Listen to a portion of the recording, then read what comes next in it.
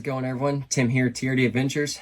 Thanks for tuning in. As always, we appreciate everyone stopping by, checking out some videos, and hanging out on live stream. Speaking of live stream, would have been last night, Thursday. I know, no live stream last night. Like I mentioned on the last live stream, the kid was starting basketball practice, and that is on Thursday nights, right in the middle of when we would normally do a live stream. So for right now, we'll probably put a hold on the Thursday night live streams. Maybe we'll switch to another night. So obviously, not Wednesday night because I watch live stream Wednesday night. So probably my best next night would honestly probably be a Friday night. I can throw in some temporary, live streams while all this basketball stuff's going on. Comment down below. Let me know what you think. If you're willing to come hang out with me on a Friday night, I'll do what I can. I'll bring my laptop and computer stuff home from work, so I have it over the weekend just in case. We'll see what happens. Let me know. If you are, make sure to hit that notification bell. If I do decide to go wild hair and hit a live stream, hit that bell. So that way, just come in, hang out, and have a good time. I am for sure planning one next week. Again, not for sure the night because we do have something exciting coming next week. And it's a good thing I have a comfortable couch. That's all we're going to say for right now. So, in the meantime, episode 2. Mullet is ready for the rocks. I've just done some initial, running around here, around the house on my vertical board and some rocks I got placed out in the driveway just for some basic, make sure everything does work. And we're done. So I ended up skipping the body prep video, and the body showed up several days early. So I was really excited, and honestly, it was just like a kid in a candy store. I just opened it up and went to town. So we did a lot of body work, getting on this, got everything body cut out, put on, got my body positions mounted where I wanted to, did some additional cutting, lowering the body, drilling out everything for all scale accessories. So here it is. We went with the JConcepts Jr Mortician body. It is a 12.5 inch wheelbase body, but I've seen this body used several times and it looks good. This Junior Mortician is very creep-like. We have the narrow here in the front, almost Jeep-like front end, but I do like this almost kind of like wagon, milk delivery, old school type of vibe it throws off. So this is what we went with there. See some accessories there. Did do, again, custom handmade 3D interior. Nothing pretty, but it gets the points. C2C roof rack there on the top. This is the Ierc visor for the Power Wagon, which does fit the creep body. Some exhaust, little things here and there. Up here in the front, using a Krupp Carbon Works unicorn body post mount.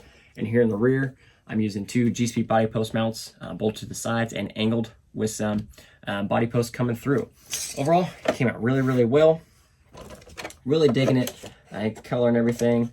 I know it's a little off, it's a little weird, but I like it. We've seen the other paints and color combinations I have, so it shouldn't be any surprise to anybody. Next up, boom, we have a fully assembled and running vehicle. So when we left off last episode, we just went through and finished up the basic assembly. I still have electronics to do and other stuff. I know there were some questions about the finer details, and yes, I did leave them out. I specifically just wanted to cover the main assembly. I've done other videos on full in-depth assembly, and I've done other videos on positioning, shocks, links, and stuff like that. But I did plan to cover the actual more details. What exactly am I using there? And we'll get to that shortly. So, meantime, there is a lot going on here. So, we put in electronics. So, we went with, as always, Three Brothers RC G14 servo here in the front. It's my servo choice for my comp brakes. Moving on back to the servo winch. We have the In the Works RC Ninja winch, which from what I hear, they should be coming back soon as well. Fast, super, super fast, and very, very powerful. Just what you want in a comp truck. So there's my, run it in all 3 of my comp trucks. Next up here, motor and ESC. We stayed a little budget. We went with the Hobbywing 1080, which is a very good ESC. Honestly, for $40, it can't be beat, I'll say. And then the motor, again, stain brushed. I was at Hobbytown the other day, and they had just finished opening some of the new Firma motor ESCs and stuff like that. So I picked up one of the Firma brush motors they just dropped. Now this is the 5 pole motor, and this is a 16T. So like I said, initial just right around here a little bit, very smooth, very strong. I like it a lot. It was 30 bucks. So again, a good price for a decent brush motor. It is rebuildable, all that good stuff. So far, I'm very happy with it. And the reason is also staying specifically brushless on this is because I am needing more brushless CSCs. I have, I'm down to one. I have some need to get a couple more because I have a couple builds hidden away that are coming that currently require those. And the Kratos 10, the 10-pole motor, should be out and arriving. And I think this month is what he was saying. We'll get some running video this weekend just to show you how everything's working and going. What else was it missing last time? Wheels and tires. So currently we have the Voodoo OG KLRs. Currently still running Halo foams, air down in the front, and I'm running white dot in the rear. For Halo foams, those are my foams of choice for the KLRs. Wheels here, these are Boomracing Pro Build 1.9s. We have a neochrome barrel with a carbon fiber faceplate.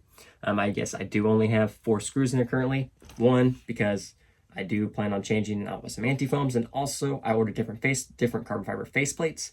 So I didn't want to have to undo 30 gajillion screws every time, so I just put in 4 or 5, just enough to hold it and do its job. Someone was asking about shocks in the previous video. I had simply just mentioned these are the 80mm big bore shocks from ITWRC. Now these shocks come assembled and they come pre-filled with oil. They come with a 50 weight oil, which is still currently in here. I like this weight of oil in their shock a lot from all the sets I've tried, and it's a good weight of oil. It works really well with most of my builds, and I can still change out springs if I want to do a little more tuning. Now I'm also running spring rates, soft in the front, firm in the rear. So ready to go out, do a little bit of testing. If I need to change it out, I simply pop off the spring cup and change it out with some of their other springs or some Losi Mini T springs just to, change out. If I want a little softer in the rear or a little stiffer in the front, just some simple spring changes. And as far as shock angles, I just kind of winged it right now. Just kind of went right there, dead middle in the front. A little bit of an angle there on the rear shocks. Like I said, go out this weekend, do some testing, and I'm gonna be doing testing just like everyone else does testing when they put new builds and stuff together. Pick a good spot that you're comfortable with and familiar with. You go out and tune it. You move some shocks around. You're gonna change your angles, see how it changes, change the spring rates around, tuning just like everyone else there. You have portal rear, straight front, running through a standard 3-gear transmission. Portal has some very good reduction, straight axle, as much. So this build, just in this configuration, is going to have a very considerable amount of overdrive just in the swap without anything else entitled. Not from any transmission, not from ring and pinion, just there. You're going to have that overdrive in the front axle. Well, how much overdrive are we talking? So when I did the build in that first video, I had installed the Team Garage Hack mild overdrive gears for 10.3 portals. And I lost my math sheet. I found my math sheet, I redid my math, and I was wrong. I needed to, and I did swap out from the mild gears to the wild gears. So, did a lot of math. This is not new math. I did not find this. I did not do anything specifically for this. I watched Harley Design's video on gear ratio, the straight front axle, rear portal axle. He has a very amazingly detailed video on how to do this, and that's all I did, step by step. Wrote everything down, getting the gear ratios from the ring and pinions for front and rear axles, then finding my gear ratios from the rear portals themselves, my transmission ratio, and then the axle ratios themselves, and then pairing them together to figure out my overdrive percentages. What type of percentages are you looking at with a build of similar? I said this is an AR45 portal, so if you're on this setup or a cap axle, anything similar, this is kind of what you're looking at. Now, there are other things. Like I said, go watch this video. It is step by step. It tells you to break down everything. So I'm not going to go too deep into that stuff. Going through all my numbers and everything right here. So if you were to just swap a stock axle AR45 into the rear with a similar setup, so with the standard gears, portal gears, which are 23 and 12 tooth combination, your overdrive percentage roughly is 63%. That is a massive amount of overdrive. I had initially installed the mild overdrive gears. So if I had continued with the mild overdrive gears, which are a 21 and 14 tooth combination, I would have ended with a percentage at roughly 39% drivable, compable, a bit too high for me still. So I swapped from the mild to the wild, which are a 20-15 tooth combination portal gears. Now that overdrive percentage puts me at roughly 27%. Goal accomplished. I like that 25 to 35% range. That is a very good drivable percentage range for me. I like it a lot. And I think after I take it out this weekend and do some driving, I'm feeling this build is going to impress me a lot. As in to the point where I'm gonna be like, why haven't I built one of these sooner? Because it's not nothing new. People have been running straight axle front, portal axle rear for quite some time, and they've had great success with it. This is gonna serve as my class 3 truck for right now. Depending on how I do truly enjoy the setup, I do have an AR45 steering axle. I can swap in for 4-wheel steer, or I will get a Hertz dig unit and get dig installed. So probably more to come in the future, probably a little bit over winter time. Moving on from all that and the math, like I said, you can see there's quite a bit of stuff in here that I've been going on. So the goal with this truck, I said I'm competing. We have a Sork event coming up here. I'm getting ready. I'm going to start preparing for Scale Nationals and get builds and stuff going. So the goal is to get the truck as many points as I can out of the truck. So I'm just waiting on one more little accessory and to bolt on and attach the sliders to the body. And I'm going to have this truck at negative 50 points. And put my driver in because I forgot about him. So 50 points out of a Lexan body. Like I said, it's possible. It takes a little bit of work. So again, a little bit of what all we got going on here. So we did a 3D engine here in the front. And yes, it does have an oil pan underneath. So that has all of its important pieces that it specifically requires for 3D engine points. And just a simple interior right here. Some styrene, some craft foam, some handmade seats. But enough to count as points. And when the body sets on, everything sets in there really good. Normally I attach the interiors to the body, but this build, it actually worked really well to set it actually right here. It sets on the inner fenders, everything very nicely. And you see nothing fancy here, but these, as ugly as they are and as petty as they are, they count as inner fenders. They do not need to be painted, and that gives me 1 point per set. So little points here and there add up. Here in the rear, because this is an SUV style body, I can have this in there with a clear window. This is a cargo area. Just a simple piece of styrene mounted to the chassis and some accessories mounted in there, and more points. I am very happy and very impressed. I actually got 50 points out of this. It was impressive for me. I know it's not a challenge for a lot of people, but for me, this was a good one.